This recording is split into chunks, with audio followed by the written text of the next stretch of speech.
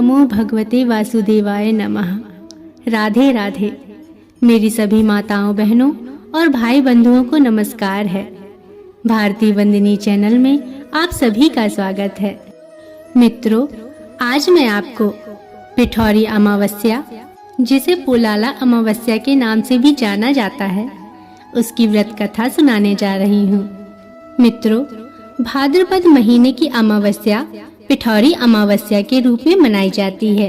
इस दिन महिलाएं अपने संतान की लंबी आयु के लिए व्रत रखती हैं। ऐसी मान्यता है कि माँ दुर्गा की कृपा से संतान को न सिर्फ लंबी आयु मिलती है, बल्कि मृत संतान को भी नया जीवन मिल सकता है। पिठौरी अमावस्या के दिन आटे से 64 देवियों के पिंड बनाकर उनकी पूजा की जाती है। उत्तर भारत में यह पर्व पिठौरी अमावस्या, जबकि दक्षिण भारत में पोलाला अमावस्या के रूप में मनाया जाता है। इस दिन उत्तर भारत में माँ दुर्गा की, जबकि दक्षिण भारत में माँ पोलेरम्मा की पूजा की जाती है। पोलेरम्मा माँ को दुर्गा माँ का ही रूप माना जाता है। मित्रों, आमतौर पर लोग आज के दिन एक ही कथा का श्रवण करते हैं, परंतु आज मैं आपको पिठौरी अमावस्या या पोलाला अमावस्या से संबंधित प्रचलित दोनों कथाओं का रसपान कराने जा रही हूँ, ताकि आपको संपूर्ण शुभ फल की प्राप्ति हो सके और माता रानी की कृपा सदैव आप पर और आपकी संतान पर बनी रहे। परंतु उससे पहले मेरा आप सभी भाई बहनों से निवेदन है कि यदि आप चैनल पर नए हैं या अभी तक आपने चैनल को सब्सक्राइब नहीं किया है, तो कृपया करके चैनल को सब्सक्राइब अवश्य कर लीजिए और बगल में बनी हुई घंटी को जरूर दबा लीजिएगा, ताकि मैं आपके लिए ऐसी ही कथा कहानियाँ लाती रहूं। तो चलिए कथा को शुरू करते हैं। मित्रों, सबसे पहले मैं आपको पिठौरी अमावस्या की व्रत कथा सुनाने जा रही हूँ, अतः ध्यान से सुनिए।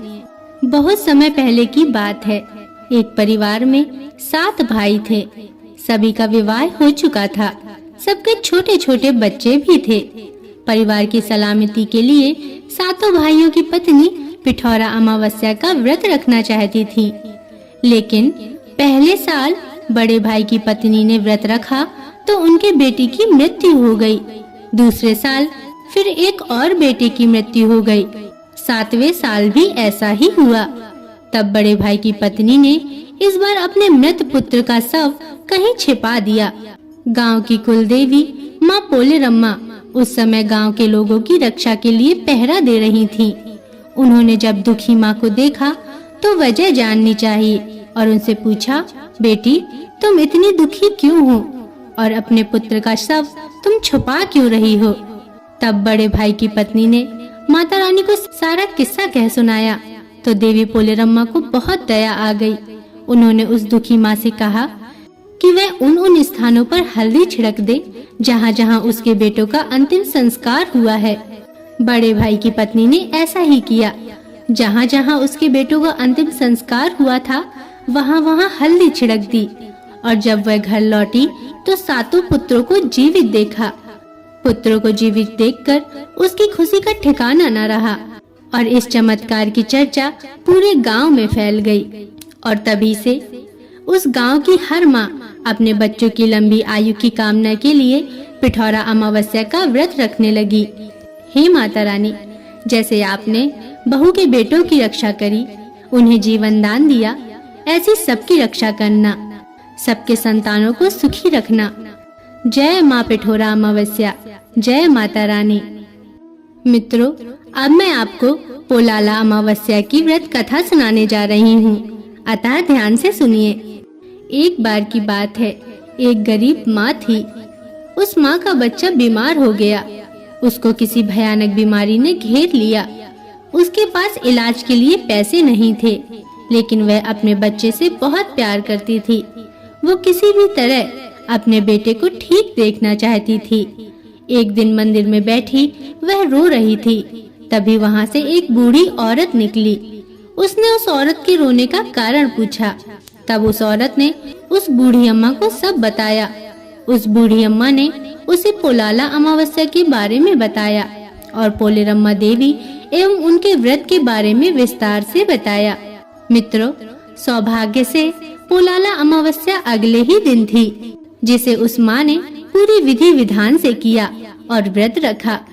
मृत्यु की शैया में लेटा हुआ उसका बेटा व्रत के अगले ही दिन झट से खड़ा हो गया और इस तरह पोलेरम्मा के व्रत से उस औरत को उसका बच्चा मिल गया और माँ पोलेरम्मा के चमत्कार के गुणगान सभी ओर होने लगे। तभी से पोलाला अमावस्या के व्रत की महिमा चारों ओर फैल गई और लोग व्रत रखने लगे। हे माँ पोलेरम्मा, जैसे आपने उस औरत के बेटे को जीवन दान दिया, उसकी रक्षा करी, ऐसी सबकी करना। जय माँ पोलेरम्मा, जय माँ पिठौरी अमावस्या। मित्रों, पिठौरी अमावस्या के दिन सप्तमात्र की भी पूजा की जाती है। सप्तमात्र का 7 दिव्य माताओं से मिलकर बनी है, जो शिव और शक्ति के द्वारा उत्पन्न हुई थी। इन 7 देवियों के नाम ब्राह्मणी, वैष्णवी, महेश्वरी, कुमारी, वाराही, इंद्राणी और चामुंडी हैं। इन प्रत्येक देवियों के साथ कोई न कोई किंवदंती जुड़ी हुई है, जिसका उल्लेख कुर्मा पुराण, वराह पुराण और महाभारत में भी किया गया है। भगवान शिव के द्वारा एक महान शक्ति योगेश्वरी को उत्पन्न किया गया था, जिसे 7 देवियों के बाद 8वां स्थान मिला।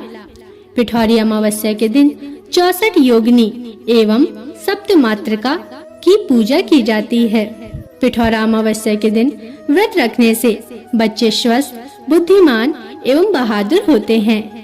औरतें एक जगह इकट्ठी होकर तरह तरह का प्रसाद बनाती हैं और फिर माता को चढ़ाती हैं। पिठौरी अमावस्या के दिन काली रात होती है, लेकिन इस दिन आसमान में लाखों करोड़ों तारे छाए हुए रहते हैं।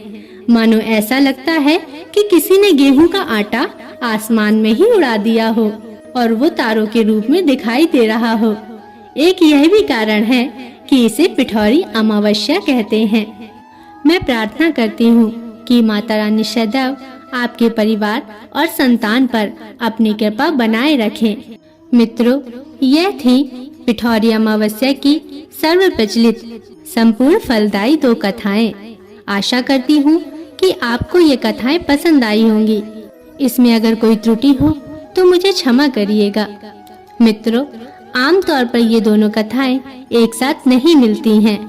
अगर आपको मेरा यह प्रयास पसंद आया हो तो कृपया करके चैनल को सब्सक्राइब अवश्य करिएगा और बगल में बनी हुई बेल आइकन को जरूर दबा लीजिएगा और कमेंट में जरूर लिखिएगा, माता रानी की जय हो। जय माँ पोलेरम्मा, जय माँ पिठौरी अमावस्या। अब अगले वीडियो तक के लिए नमस्कार।